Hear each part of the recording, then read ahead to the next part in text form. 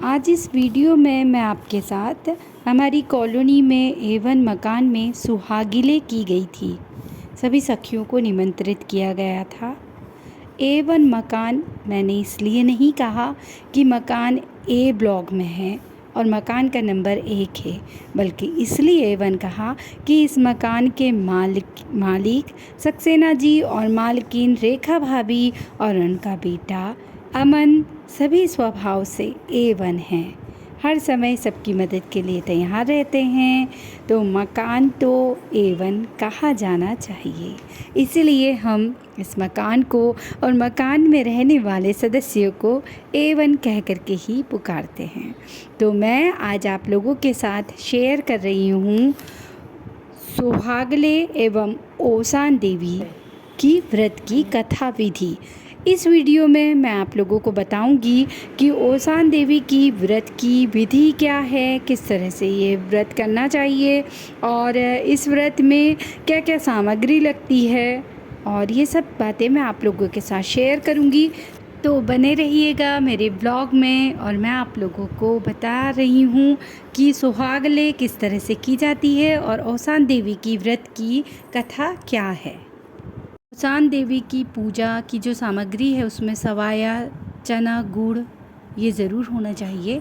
इसके बाद में सुहागिनों को बुलाया जाता है। 7, 9, 11, 13 आदि के आपकी इच्छा के अनुसार जितनी भी आप सुहागिनें बुला सकते हैं उतनी बुला सकते हैं। पान का बीड़ा भी ज़रूर दिया जाता है। चूड़ी, बिंदी आदि भी दी जाती है। इस व्रत को सोमवार, गुरुवार एवं शुक्रवार को ही करना चाहिए और इस व्रत को भादों और पूस में नहीं करना चाहिए। तो पान के पत्ते में आप छुई मिट्टी देख रहे हैं, यह ओसान देवी हैं। 7 छुई मिट्टी बना करके और ओसान देवी की स्थापना की जाती है। गणेश जी बनाए जाते हैं। भारतवर्ष के हर प्रांत में ओसान देवी की पूजा की जाती है। विवाह शादी के शुभ कार्य के बाद महिलाओं को न्योता दे करके उनके सुहाग की पूजा की जाती है। भगवान राम सीता के विवाह के बाद जनकपुर से लौटने पर राजा दशरथ ने सुहागिनी महिलाओं का सम्मान किया था। पूजा के बाद गुड़, चना, मिठाई आदि का प्रसाद दिया जाता है। सुहागिनी महिलाओं को भोजन कराने का भी नियम है और रात्रि में अगर हरि कीर्तन करके व्यतीत किया जाए तो बहुत ही अच्छा है। सर्वप्रथम जिस दिन सुहागले करना हो उसके एक दिन पहले जितनी सुहागिनें खिलाना है उन्हें निमंत्रण दे दें ताकि वे व्रत कर सकें। नाश्ता वगैरह भी नहीं करना है। पूजा होने तक जिस स्थान पर व्रत होना है उस स्थान को शुद्ध गाय के गोबर से लीप लें। उसके बाद उसके ऊपर चौक पूर लें, जैसे कि आटे से पूरा जाता है। उसके ऊपर पाटा रखें, लाल रंग का वस्त्र रखें। 7 देवियों की मूर्ति स्वरूप सफ़ेद मिट्टी रख लें। एक कलश पानी का भर कर के रखें। धूप बत्ती जला दें। इसके बाद गणेश अगर गोबर के बना सकें तो बहुत ही अच्छा है और गोबर के गणेश बनाकर उन्हें शुद्ध बर्तन या फिर पान के पत्ते के ऊपर रख लें। इसके बाद सबको स्थापित कर दें। इसके बाद सुहागिनों को महावर लगाकर शुद्ध आसन पर बैठा करके पूजा कीजिए। ओसान देवी, कलश, गौर, गणेश सबको शुद्ध जल से सींच दीजिए। चंदन, चावल और रोली चढ़ा दीजिए। अगरबत्ती जला दीजिए। धूप जलाना है तो वो जला दीजिए। अब भोग लगा दीजिए। भोग में फल, चना, गुड़ आदि ओसान देवी, गणेश, गौर और कलश को हाथ लगा करके चढ़ा दीजिए और फिर विनती कीजिए ओसान देवी से। इसके बाद सुहागिनों को हल्दी, चावल और सिंदूर का टीका लगा दीजिए। इसके बाद सवाया प्रसाद सुहागिनों की गोद में रख दीजिए। प्रत्येक के चना छील करके जो लड्डू बनाया है वह गोद में रखना है। याद रहे कि चना फूटना नहीं चाहिए। गुड़ और चना हाथ में ही रखें। कथा होने के बाद जिसके घर में कथा हो रही है उन्हें वे लड्डू दे दीजिए। इसके बाद एक एक सुहागनों को बैठ कर के ही अवसान देवी के पास आना है और सिंदूर पहले अवसान देवी को लगाना है और वही सिंदूर खुद को भी लेना है। एक पान, एक चूड़ी, एक बिंदी ले लें और हाथ जोड़कर प्रणाम करके उठ जाएं। तो माताजी का दरबार सज गया है और बहनें भी आ रही हैं और अब हम लोग महावर पैरों में लगाएंगे। इसके बाद पूजा शुरू होगी। यदि सखी मंगल गाओ री, धरती अंबर सजाओ री, उतरेगी आज मेरी मैया की सवारी।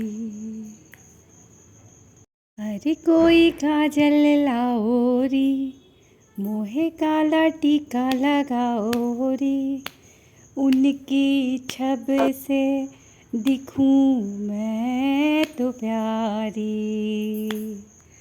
लक्ष्मी जीवारो नजर उतारो, आज मेरी मैया घर आएंगी, आज मेरी मैया घर आएंगी। गुड़ और भुने हुए चने को मिलाकर सभी सुहागिनों को दिया जाता है। सभी बहनें उसमें से 7 चने से छिलके निकालकर गुड़ मिलाकर लड्डू बनाकर जिसके घर में सुहागिले हुई है उसे देती हैं। ध्यान रखना है कि चना बिल्कुल साबुत रहना चाहिए। इस व्रत के बहुत नियम हैं, जैसे कि गुड़ में चना मिलाते समय उठना नहीं है और आप देख रहे हैं कि सभी बहनें खिसक करके गुड़ और चना ले रही हैं। सभी बहनों ने बहुत ही अच्छी तरीके से गुड़ और चना दे करके उसका लड्डू बना लिया है। देखिए, मैं आप लोगों को दिखा रही हूँ। लड्डू बनाने के पश्चात अवसान देवी की कथा पढ़ी जाती है पुस्तक में से और फिर उसके बाद जो सुहागनें आई थी उनको जो लड्डू बनाया गया था वह अपने ही हाथ में रखना है। जब कथा पूरी हो जाती है तो इसके बाद जिसके घर में सुहागले हुई है वह लड्डू उनकी झोली में डाल देना है। तो अवसान देवी की कथा क्या है, यही अब मैं आप लोगों को पढ़ करके सुना रही हूँ और आप लोग कहीं जाइएगा नहीं, मेरे व्लॉग में बने रहिएगा। एक समय की बात है, 2 भाई बहन रहते थे। भाई को चिड़िया पालने का बड़ा शौक़ था। वह रात दिन उन्हीं की सेवा में लगा रहता था। जब भाई की सगाई हुई तो उस दिन से दुबला हो गया। उसने अपनी बहन को बात बताई। बहन ने कहा कि तुम चिंता बिल्कुल मत करो, जब तुम बारात लेकर के जाओगे तब मैं चिड़िया को दाना पानी देती रहूँगी, उनकी देखभाल करती रहूँगी। यह बात सुन कर के भाई को बहुत ही अच्छा लगा। कहा ठीक है। कुछ दिनों के बाद विवाह की तिथि आने पर भाई दूल्हा बनकर बारात के साथ चला गया। बहन को भी घर के काम में व्यस्तता के कारण समय नहीं मिल पाया। जब वह बहुत देर के बाद चिड़िया खाने गई तो उसने देखा अधिकांश चिड़ियाँ मर गई हैं। यह देखकर वह बहुत संकट में पड़ गई और अवसान देवी का स्मरण करने लगी। कहने लगी, हे देवी, आपकी कृपा से चिड़ियाँ जी उठे तो मैं सुहागले करवाऊंगी। देवयोग से सब चिड़ियाँ जी उठी। तब बहन ने उन्हें दाना पानी दे दिया। चिड़िया को दाना पानी दे करके जब बहन बाहर आई तो उसके मन में विचार आया कि कोई इधर से निकले तो कुछ चने भुनवा लूँ। उस समय वहाँ से बारात निकली। लड़की ने बारातियों से प्रार्थना की कि मेरे चने भुनवा दो, किंतु बारातियों ने इनकार कर दिया। बारात गांव से आगे चल करके एक सुनसान स्थान पर विश्राम किया। दूल्हा अपने आप मूर्छित हो गया। लड़की अपने घर के द्वार पर खड़ी थी। कुछ लोग मुर्दे को कंधे पर लिए जा रहे थे। लड़की ने मुर्दे के साथ जाने वालों से कहा कि कोई मेरा चना भुना दो तो मैं सुहागिनों को न्योता दिलाऊं। उनमें से किसी ने कहा कि क्या हर्ज है चने भुनवाने में, ठीक है। यह सोच करके कुछ लोग चना भुनाने के लिए चले गए। तभी अर्थी से मुर्दा उठकर खड़ा हो गया। यह देख करके लोगों को बहुत आश्चर्य हुआ। लड़की के पास जाकर श्रद्धा से नमस्कार करके पूछा, बहन तुमने क्या जादू कर दिया कि मुर्दा जीवित हो गया? लड़की ने उत्तर दिया कि इस बारे में मुझे क्या मालूम। ये तो ओसान देवी जाने। मैंने ओसान देवी से प्रार्थना की थी कि मेरे भाई की मरी हुई चिड़िया जी उठे तो मैं भुने चने का प्रसाद लगाऊंगी। तुम लोगों ने दया करके चने भुनवा लिए तो तुम्हारा मुर्दा जी उठा। यह सब ओसान देवी की माया है। जिन लोगों का दूल्हा बेहोश हो गया था वे भी लौटकर उसी जगह आ गए। लड़की से पूछा कि तुमने हमारे दूल्हे में क्या कर दिया कि अपने आप बेहोश हो गया। लड़की ने कहा, मैं क्या जानूं, ओसान देवी जाने। उनकी पूजा के लिए चने भुना करके लाने के लिए कहा था और वह मुर्दा जीवित हो उठा। तुमने इनकार कर दिया तो तुम्हारा दूल्हा बेहोश हो गया। इसमें मैं कुछ भी नहीं कर सकती हूँ। उन लोगों ने लड़की से कहा कि हमें ओसान देवी की पूजा की विधि बता दो, हम लोग भी पूजा विधि करेंगे। लड़की ने उन्हें पूजा विधि बता दी। पूजा का संकल्प करते ही दूल्हा स्वस्थ हो गया और बारात जनवासे के लिए चल पड़ी। सकुशल विवाह हो गया। उन लोगों ने घर पहुंचकर 7 सुहागिनों को न्योता दिया। उनका आंचल भरकर ओसान देवी की श्रद्धापूर्वक पूजा की। इधर जब लड़की का भाई विवाह करके लौटा तो लड़की की माता ने ओसान देवी की पूजा की। तभी से विवाह के बाद ओसान देवी और सुहागिनों को खाना खिलाने का प्रचलन है। तो ऐसी है ओसान देवी की महिमा। एक बार मेरे साथ जोर से जयकारा लगाइए। ओसान देवी की जय हो। कथा पूरी होने के पश्चात सुहागिनों को भरपेट खाना खिलाया जाता है।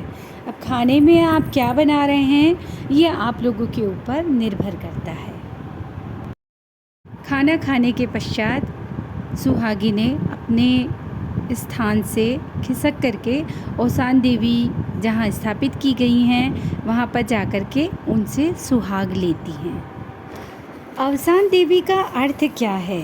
वास्तव में ओसान देवी का सीधा अर्थ है कि जो देवी इस धरती पर अवतरित होकर आई हैं, उन्हीं का गुणगान हम इस कलयुग में ओसान देवी के नाम से करते हैं। कलयुग में दुख अशांति के कगार पर हम बैठे हुए हैं।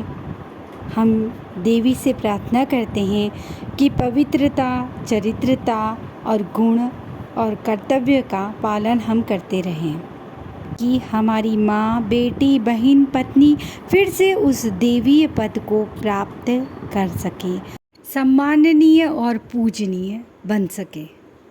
इस ब्लॉग को बनाने का मेरा उद्देश्य यह था कि मैं ओसान देवी की कथा, पूजा विधि घर घर तक पहुंचा सकूं। इस प्रयास में मैं कहां तक सफल हुई कृपया बताइएगा कमेंट्स करके। और अगर ब्लॉग अच्छा लगे तो एक लाइक तो बनता है। ओसान देवी आपकी हर मनोकामना पूरी करे। आपने जो इच्छा चाही थी वो इच्छा आपकी पूरी हो। हम सब मंगलमयी रहें, चहुं ओर खुशियाँ छाई रहे, हर तरफ उजियाला ही उजियाला हो। ईश्वर हम सब की मनोकामना पूरी करता रहे। एक बार पुनः दिल से बोलिए, ओसान मैया की जय।